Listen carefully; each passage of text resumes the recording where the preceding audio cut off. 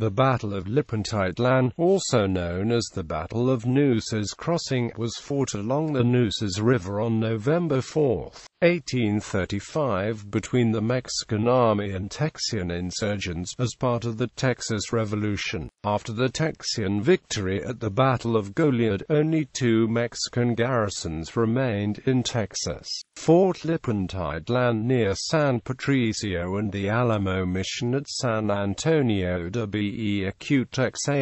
Fearing that Lipantitlán could be used as a base for the Mexican army to retake Goliad and angry that 2 of his men were imprisoned there, Texian commander Philip Dimmitt ordered his adjutant, Captain Ira Westover, to capture the fort. The commander of Fort Lipantitlán, Nicolás Rodríguez, had been ordered to harass the Texian troops at Goliad. Rodríguez took the bulk of his men on an expedition. While they were gone, Westover's force arrived in San Patricio. On November 3, a local man persuaded the Mexican garrison to surrender, and the following day the Texians dismantled the fort. Rodríguez returned as the Texians were crossing the swollen Nueces River to return to Goliad. The Mexican soldiers attacked, but the longer range of the Texians' rifles soon forced them to retreat. 1 Texian was injured, 3 to 5 Mexican soldiers were killed, and 14 to 17 were wounded. The injured Mexican troops were allowed to seek medical treatment in San Patricio, and the remaining Mexican soldiers retreated to Matamoros.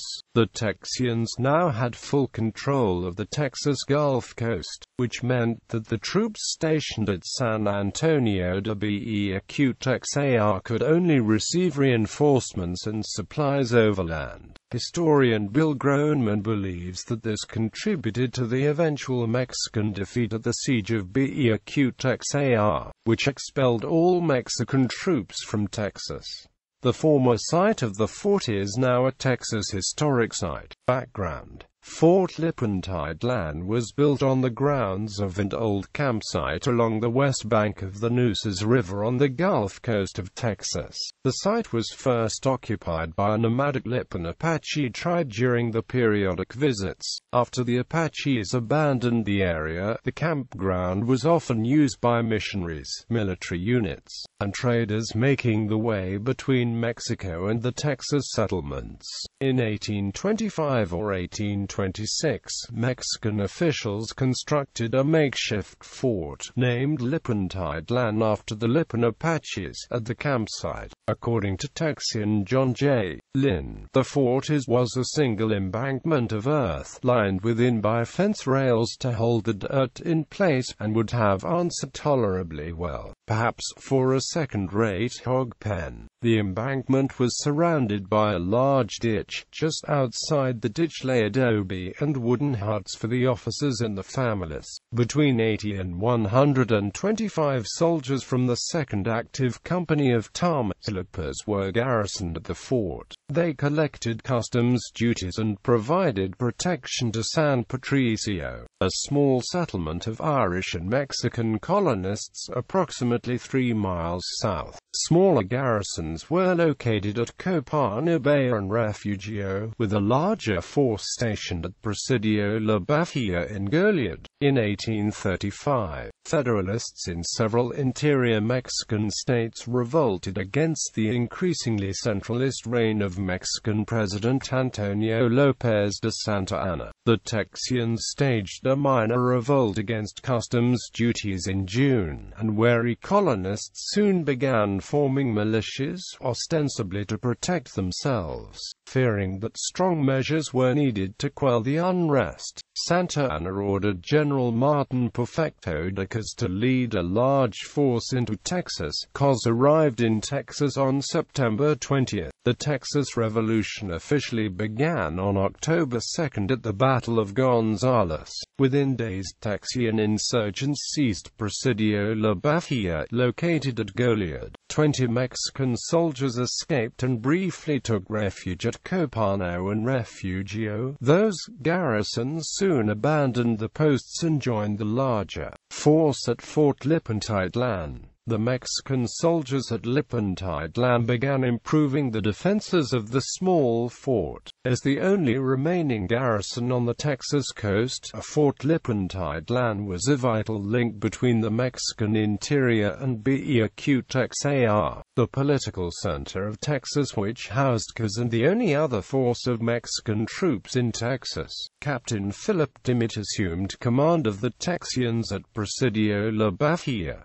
In a letter to General Stephen F. Austin dated October 15, Dimmitt proposed an attack on Fort Lipantitlán, whose capture would secure the frontier, provide a vital station for defense, create instability among the Centralists, and encourage Mexican Federalists. Most of the Federalists in San Patricio were afraid of retaliation if they openly defied Santa's centralist policies. They were also reluctant to hold elections for delegates to the consultation, which would decide whether Texians were fighting for reinstatement of the Constitution of 1824 or for independence from Mexico. Soldiers at Lipantitlán had also imprisoned two of Dimmitt's men, John Williams and John Toole, as they tried to deliver missives to the Federalist leaders in San Patricio in October 10 and 11. Dimmitt hoped to free the men after capturing Fort Lipantitlán. On October 20, James Power, one of the Irish impresarios who had helped to found San Patricio, learned that the Lipantitlán soldiers had been ordered to retake Presidio La Bafia. 200 cavalry were expected to reinforce the Lipantitlán garrison before the attack, with an additional 200 to 300 soldiers expected later. Although Dimmitt forwarded the intelligence to Austin, he was not given authorization to attack. The delay proved costly to Williams and Toole, who were marched to the Mexican interior, beyond the reach of the Texians.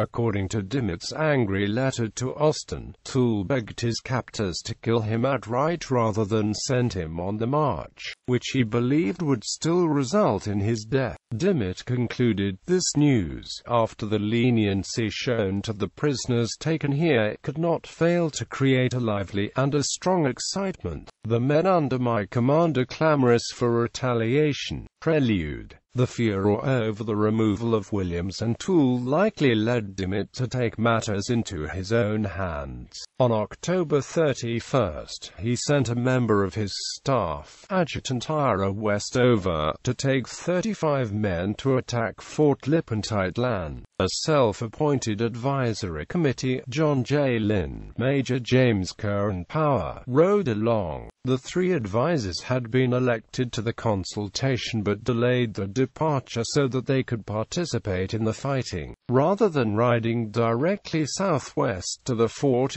Westover traveled southeast to Refugio. This alternative route was likely intended to suggest that the expedition was headed for Copano Bay. An unknown number of men joined the expedition in Refugio. Historian Craig Rowell believes that the expedition grew by at least 20 men, and historian Bill Groneman estimated that Westover's force numbered 60 to 70 men when it reached San Patricio. Meanwhile, the commander of the garrison at Fort Lipantitlán, Captain Nicolás Rodríguez, received orders to harass the Texians at Presidio La Bafia. On October 31, as Rodríguez and his men neared Goliad, they learned that a Texian force had left the fort earlier that day. The Mexican soldiers immediately retraced the route. They did not encounter any Texian soldiers during their march and arrived on November 1 to find the fort unmolested. Uncertain as to what the Texians intended to do, Rodríguez and the bulk of his garrison turned back towards Goliad to attempt to intercept the Texians.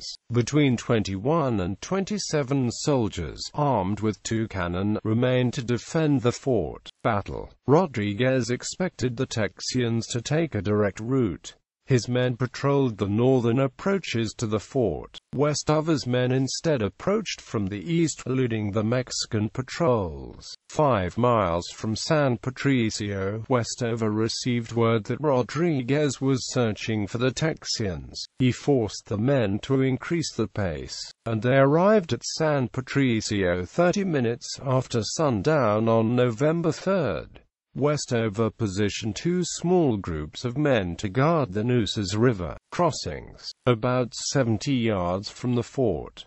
As the rest of the Texians prepared for a dawn assault, 2 San Patricio residents wandered into the camp. Westover arrested one of them, James O'Reilly, for aiding in assisting the enemy. In exchange for his liberty, O'Reilly offered to persuade the Mexican garrison to surrender. Historians have no records of what methods O'Reilly used, but by 11 p.m. the Mexican soldiers had surrendered, without a shot fired. They were released immediately as long as they promised not to fight again during the Texas Revolution. The Texians captured the 2 4-pound cannons, 18 muskets, and 3 to 4 pounds of powder. They also released several Texians who had been held prisoner in the fort. The following day, Texians burned the wooden huts adjacent to the fort and dismantled the embankments. By 3 p.m. they had rounded up 14 horses and were preparing to bring the cannons back to Goliad. In the meantime, Rodríguez had traveled almost all the way to Goliad. Before he reached Presidio La Bafia, one of his spies arrived with news that the Texians had taken Fort Lipantitlán. Rodríguez and his men, including 10 colonists from San Patricio, marched back toward the fort, arriving at about 4 p.m. The Texians used a small canoe to transport men across the Nueces River, and when the Mexican soldiers were sighted, only half of the Texian force had crossed to the east bank of the river. As the Mexican soldiers attacked, the Texians took cover in a grove of trees. The trees prevented the cavalry from approaching, so Rodríguez's men dismounted and attempted to attack from both sides. The Texian rifles had a much longer range than the Mexican brown bess muskets, 200 yards compared to 70 yards. After 30 minutes of fighting, the Mexicans withdrew, leaving behind 8 horses and several wounded men. The only Texian injured was Lieutenant William Bracken, who lost 3 fingers.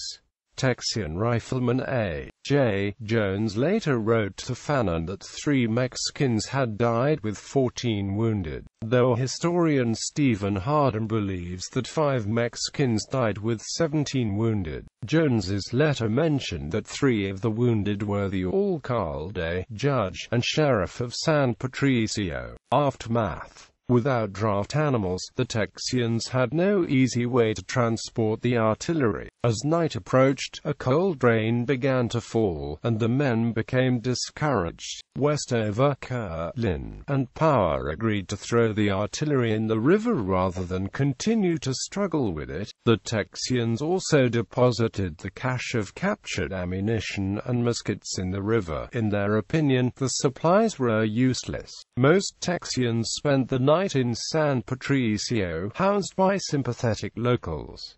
The Mexican troops camped outdoors near the battle site. At dawn, Westover agreed to allow the wounded Mexican soldiers to be transported to San Patricio for treatment. The following day, one of the wounded soldiers, Mexican Lieutenant Marcelino Garcia, died. Garcia was a personal friend of Lynn, and the Texians gave him a full burial with honors. Westover sent a messenger to Rodríguez to request another pleasant meeting. Rodríguez declined the offer and retreated with his remaining men to Matamoros. The departure left only one remaining group of Mexican soldiers in Texas, those under General Cosat Bequtex. The Texians now controlled the Gulf Coast, and so all communication between Cos and the Mexican interior must be transferred overland. The long distance involved severely slowed the delivery of messages and receipt short of supplies and reinforcements. According to Groneman, this likely contributed to Cossa's defeat in the siege of Texas, which expelled the remaining Mexican soldiers from Texas. On the return to Goliad, Westover's group encountered Agustin Vizca, the recently deposed governor of Coahuila, Texas. Several months before, Vizca had been imprisoned by the Mexican Army for defying attempts by Santa Anna to disband the state legislature. He and members of his cabinet had been liberated by sympathetic soldiers and immediately traveled to Texas to recreate the state government. Westover and his men provided a military escort to Goliad. Arriving on November 12,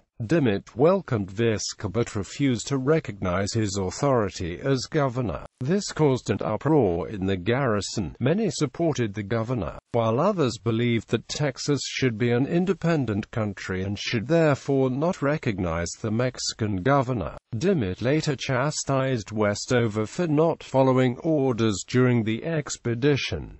Westover refused to make an official report to Dimmitt. Instead, he sent a written report to Sam Houston, the commander-in-chief of the regular army. In Westover's opinion, the men all fought bravely and those on the opposite bank of the river were unable to operate on the flanks of the enemy above and below the crossing, which they did with fine effect. Houston lauded the conduct and bravery of the officers and men who have so handsomely acquitted themselves in the affair and so deservedly won reputation for themselves and glory for their country. This was the first armed skirmish fought since the Battle of Goliad, according to historian Hobart Hewson. The victory renewed the morale of the people. News of the battle spread throughout the United States, and the Texians were widely praised in American newspapers. The removal of Mexican Army oversight encouraged Federalists in San Patricio. These men soon gained control of the municipal government, formed a militia, and elected delegates to represent them at the consultation. However, the town remained divided. Many still supported the centralist Mexican government. After reaching Matamoros, Rodriguez sent a letter to the town leaders. The letter warned that the Mexican army would return and encouraged the people of San Patricio to repudiate the rebellion. One of the San Patricio Federalists later wrote Dimmitt, "We have neither men nor means to withstand any force that may be sent against us." The Texians chose not to garrison men in or near San Patricio. In 1836, as part of Santa Anna's invasion of Texas, General José de Aria led Mexican forces along the Texas coastline and retook San Patricio on February 27. In 1937, the land comprising the former site of Fort Lipantitlán was donated to the state of Texas. The Texas State Parks Board gained control over the site in 1949. Now named the Lipantitlán State Historic Site, the park covers 5 acres in Nueces County. A stone marker indicates the location of the former fort.